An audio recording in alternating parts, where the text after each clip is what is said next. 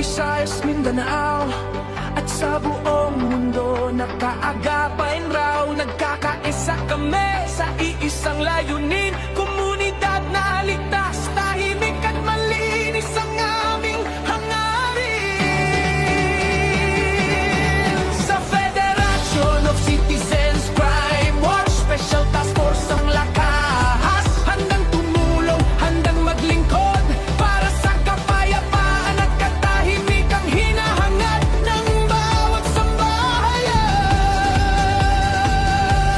Crime-free community, ito ang aming pangako. Drug-free barangay, iyan ang aming mandato. Kasama ng PNP bilang force multiplier, tapat marangal, handang umalalay sa mamamayan araw-araw. PNP multi-awarded, PDEA awarded, 2017 nilalaring kami. Uno DC Award 2007 sa buong daigdig, finalist ng United States Neighborhood of the Year 2014. Patunay na ang serbisyo namin ay tapat, totoo at hindi